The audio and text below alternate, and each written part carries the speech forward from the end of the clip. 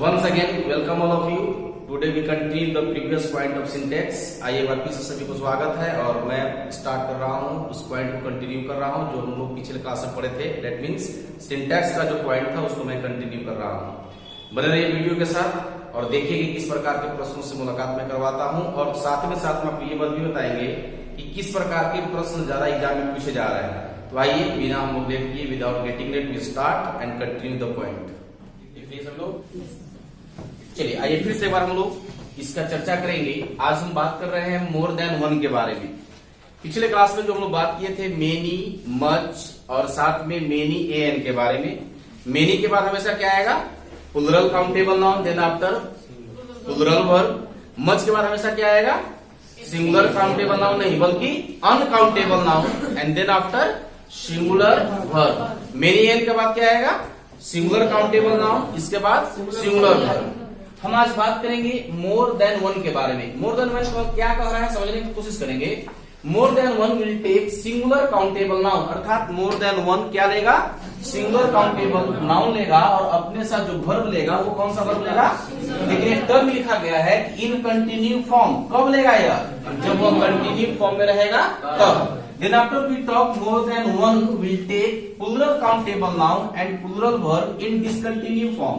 It means we are eligible to call about the more than one that can take singular as well as plural form. ऐसा भी हम कहने के सक्षम हैं कि more than one सिंगुलर मिलेगा और प्लुरल मिलेगा.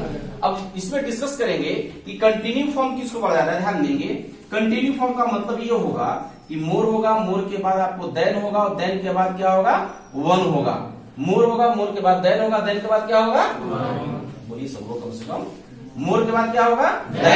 देन के बाद क्या होगा? अगर यही फॉर्मेट आपको दिखेगा तो this format is called continue. इसको बोलते हैं कंटिन्यू. और जब कंटिन्यू होगा तो इनके बाद आपको कोई ना कोई क्या मिलेगा? नाउन मिलेगा. वो हमेशा नाउन जो होगा वो होगा एसियल कंडीशन. कौन सा कंडीशन में होगा? अब जब सिंगुलर काउंटेबल नाउन होगा तो इनके साथ वर्ब में अप्लाई क्या करूंगा? इनके साथ मैं वर्ब दूंगा सिंगुलर. जैसे मैं एग्जाम्पल पहले इसी को पहले रिकॉल कर लेते हैं हम लोग. ठीक है, पहले इसी को रिकॉल करके आपको आगे बढ़ाएंगे. ध्यान दीजिएगा.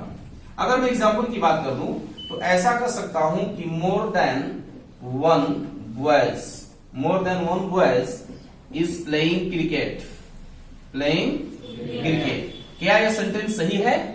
हमने देखा कि मोर देन वन क्या कंटिन्यू फॉर्म में है? जब कंटिन्यू फॉर्म में है तो इनके साथ आने वाला नाउन हमेशा क्या हो रहा है बाबू? सिंगुलर. क्या यह सिंगुलर है? इसका मतलब ये गलत है. सही क्या होगा? वह होगा. क्या इनके साथ वर्ब सिंगुलर है? ये बिल्कुल सिंगुलर है. अगर मैं ऐसा एग्जांपल और कह दूं कि मोर देन वन टीचर, इसके बाद हो जाएगा आपको टीचेज मी इंग्लिश. क्या सेंटेंस सही है? मैंने देखा मोर देन वन कंटिन्यू में है, यानी मोर के बाद देन के बाद वन. जब कंटिन्यूटी है इसका मतलब कि हमेशा नाउन चलेगा सिंगुलर. क्या नाउन सिंगुलर है? बिल्कुल सिंगुलर है. देन आफ्टर मैं बात करूं वर्ब का, क्या वर्ब भी सिंगुलर है? इसका मतलब सही है. इसको हम बोलेंगे कंटिन्यू फॉर्म. ये माइंड पर रखेंगे कि मोर के बाद देन होगा, देन के बाद क्या होगा? वन.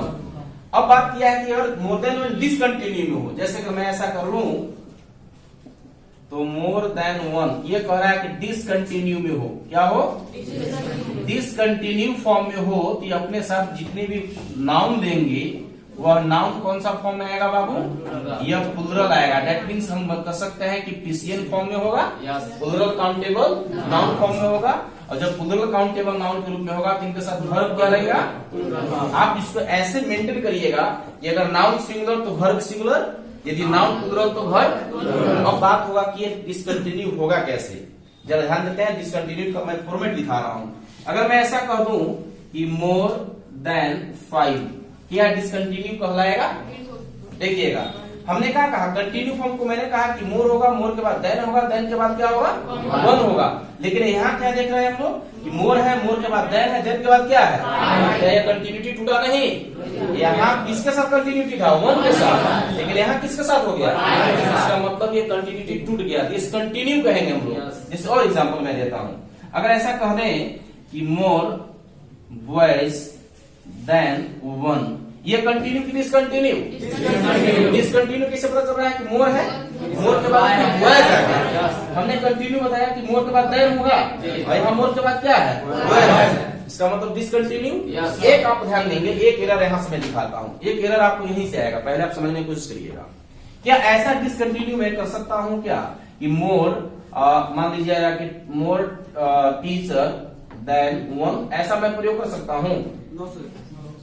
बोलिए। देखिए ये भी डिसकंटिन्यू तो है, क्योंकि मोर के बाद देन नहीं है, डिसकंटिन्यू है। लेकिन this process of making discontinue of more than one is incorrect. अगर मैं ऐसा कह दूं कि मोर देन वन के जो डिसकंटिन्यू बनाने का प्रोसेस है वो गलत है। क्यों? आप थोड़ा सा ध्यान दीजिएगा। यहां मैंने कहा था कि मोर देन 2 या 5, क्या यहां मैं 2 भी कर सकता हूं क्या? तो डिसकंटिन्यू। इसका मतलब कि 2 हो या 5 हो या 10 हो या अनदर कोई नंबर हो, एक से छोड़कर ही होगा, क्योंकि अगर एक रहेगा यहाँ तो कंटिन्यू फॉर्म हो जाएगा ना। ये जो एक को छोड़कर 2, 3, 4, 5 कुछ भी हो, ये सिंगल कहलाएंगे, प्लुरल कहलाएंगे। याद रखना है एक बात को हम लोगों को कि मोर देन वन के कंटिन्यूटी को डिसकंटिन्यू करने का अधिकार सिर्फ प्लुरल को है। किनका है? डिसकंटिन्यू तो हो रहा है, ये आपको पता चल रहा है, लेकिन जिनको अधिकार है डिसकंटिन्यू करने का वे यहाँ आए हैं। इसका मतलब ये गलत होगा, और गलत इस वजह से होगा कि ये देखिए सिंगुलर है। क्या है? हम इनको क्या कहेंगे बाबू? ये हम बात करेंगे टीचर्स। बात क्या करेंगे? टीचर्स। अब जरा ध्यान देना है हम लोगों को कि जब कभी भी मोर देन वन को डिसकंटिन्यू करेगा तो वह सिंगुलर कभी नहीं कर सकता है। जब भी करेगा तो क्या करेगा? प्लुरल करेगा। एग्जाम में आपको इस प्रकार से मिलेगा कि मोर के बाद सिंगुलर दे देगा कोई नाउन, आप सतर्क रहेंगे। फिर से एक बार ध्यान देना है हम लोगों को कि मोर देन वन के डिसकंटिन्यूटी की जो अधिकार है वह किनके पास है? प्लुरल के पास। यहां तो कोई दिक्कत? देन वन इस डिसकंटिन्यू फॉर्म में होगा। कौन सा फॉर्म में होगा? जब डिसकंटिन्यू फॉर्म में होगा तो इनके साथ आने वाला नाउन हमेशा क्या रहेगा? ये हमेशा होगा पीसीएल, और इसके बाद जो वर्ब हम लोग मेंटेन करेंगे वो भी वर्ब क्या होगा? चलिए अब फिर से रिकॉल कर लीजिए कि मोर देन वन के कंटिन्यूटी को तोड़ने का अधिकार सिंगुलर वर्ड है या प्लुरल वर्ड को? प्लुरल वर्ड को। आइए एग्जांपल से मुलाकात करवाते हैं। ऐसा मैं कह दूं कि more cows than one is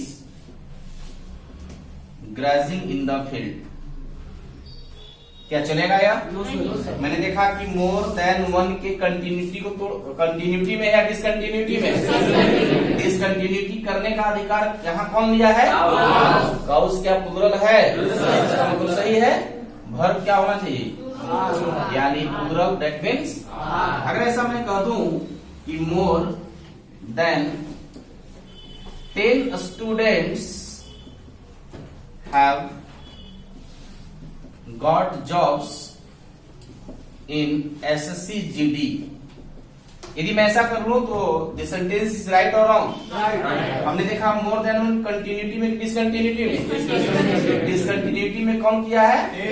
इसके बाद नाउन आने वाला हमेशा प्लुरल होना चाहिए। क्या ये प्लुरल है? क्या इनके साथ वर्ब भी प्लुरल है? कोई समस्या इसमें? देखिए अगला रूल जो हम लोग पढ़ रहा है बेहद आसान है, और बेहद आसान है और बेहद कारगर भी है, मोस्ट इम्पोर्टेंट तो चल रहा है।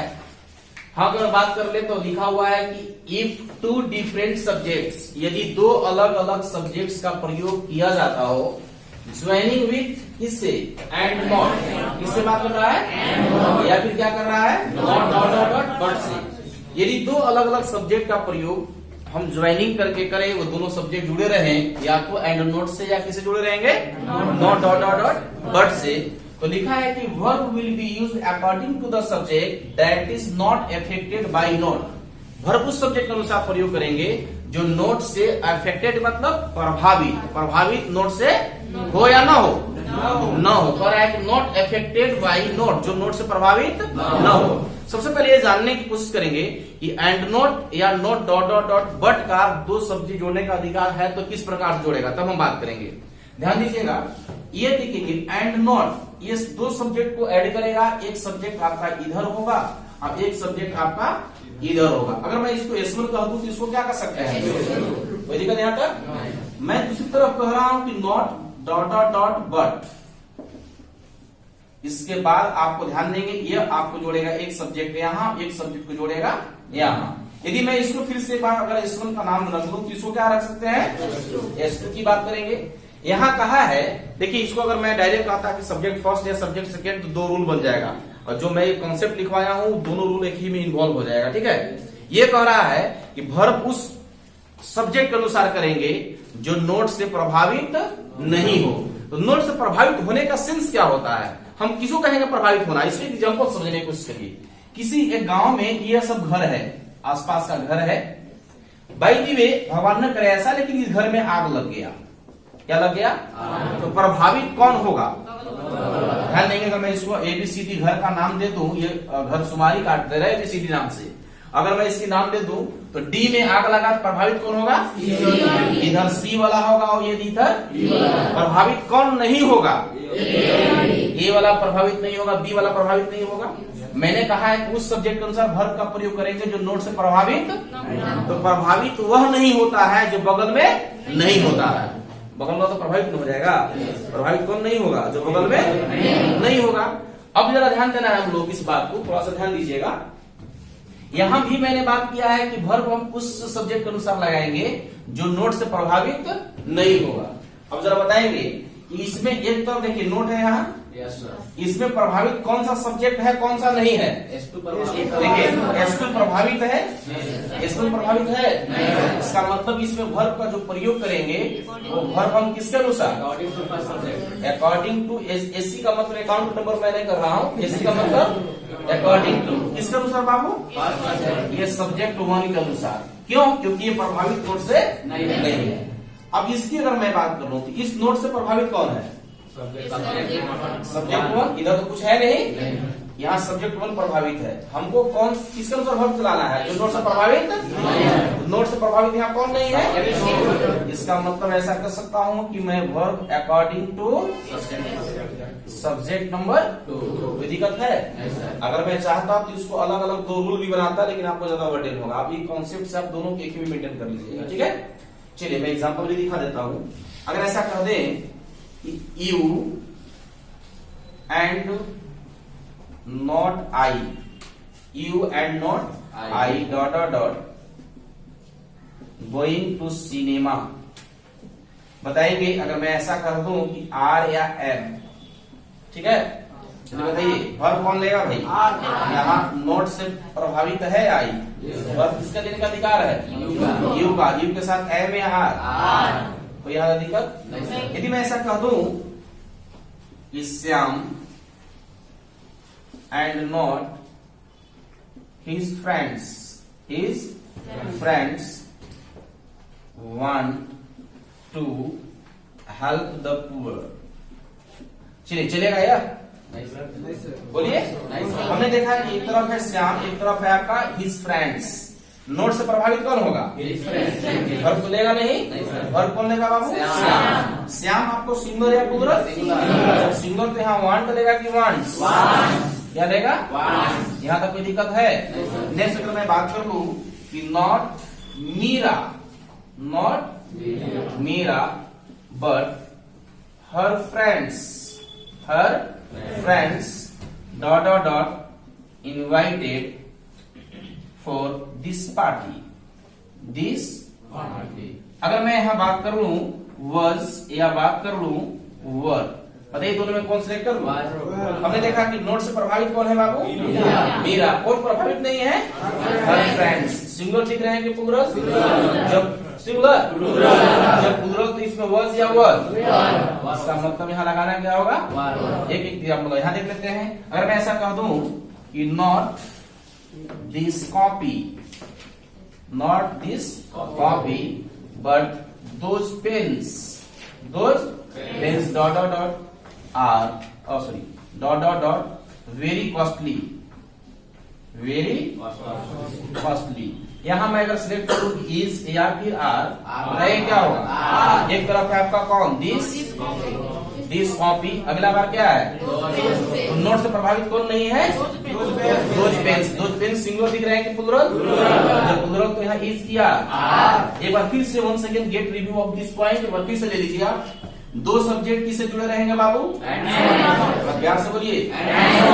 एंड से, एंड नोट से, कैसा रहेगा? या फिर नोट डॉट डॉट किससे रहेगा? बट से। वर्ब किसका अनुसार होगा? जो नोट से प्रभावित, इसका मतलब कि ठीक नोट के इर्द गिर्द नहीं होगा। कोई दिक्कत इसमें? चलिए नोट करिए। नेक्स्ट रूल की ओर हम लोग बात करेंगे। नेक्स्ट रूल क्या कहता है? लिखा है हेडिंग में कि मैथमेटिक्स वर्ड एंड वर्ब। किसी भी मैथमेटिक्स में आप 4 ऑपरेशन कर पाते हैं, या तो जोड़ करते हैं, या फिर घटाओ, या फिर मल्टीपल, या डिवाइड करते हैं।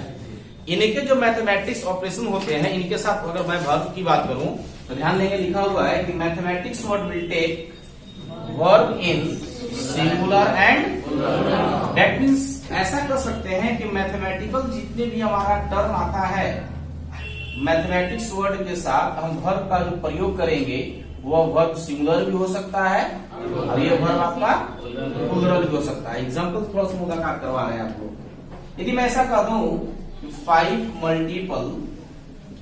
मल्टीपल 2 इज 10, हमने देखा कि 5 मल्टीपल 2 मैथमेटिक्स ऑपरेशन है यहाँ, इनके साथ वर्ब मैंने क्या लगाया? यानी सिंगुलर लगाया। मैं ऐसा भी तो कर सकता था कि 5 मल्टीपल 2 आर 10, ऐसा भी हो सकता है। अब देख क्या कार्य होंगे कि यहाँ भी मैथमेटिकल वर्ड आया है, यहाँ भी मैथमेटिक्स वर्ड आया है। एक बार इनके साथ मैं वर्ब दे रहा हूँ सिंगुलर, एक बार मैं वर्ब दे रहा हूँ, दोनों का दोनों बिल्कुल सही है। आपको कोई इसमें किंतु परंतु करने की आवश्यकता नहीं है। लेकिन याद रखेंगे एयरफोर्स नेवी में आप एग्जाम देने जाएंगे तो एक प्रश्न हमेशा पूछता है, और वो प्रश्न ध्यान देंगे, आप लोग कभी गए होंगे तो देखे भी होंगे शायद। वो प्रश्न होता क्या है? तो लिखता है कि 2 and 2 डॉट डॉट डॉट रहेगा 4। अब आपको ऑप्शन जो कैरी करेगा, ऑप्शन में आपको ये दोनों रहेंगे, मेक भी रहेगा और दूसरा का आपको मेक्स भी रहेगा। हालांकि according to this point we also maintain the use of make as well as makes. दोनों आप प्रयोग कर सकते हैं, लेकिन बड़ा दुविधाजनक है, दोनों तो आप प्रयोग नहीं करिएगा, दोनों में से एक ही आंसर होगी, नहीं संभावना होगा। अगर कहीं सिलेक्शन की बात होगा विथ मैथमेटिकल वर्ड के सेंस में, यदि हमको सिलेक्शन करना हो तो हम प्रायोरिटी देंगे सिंगुलर को। किसको प्रायोरिटी देंगे? In this way we maintain the answer of this question is yes. बस समझ में आ रहा है? आप लिखना हो दोनों चलेगा, कोई दिक्कत नहीं है। अगर मैं इसी को बात ऐसा कर लेता कि 2 and 2 तो मेक 4 भी चलेगा, मेक्स 4 भी चलेगा। लेकिन सिलेक्शन करना हो, जब चुनाव करना हो, तो चुनने के लिए हम प्रायोरिटी किनको देंगे? कोई दिक्कत है यहाँ के लिए? चलिए धन्यवाद आज के लिए।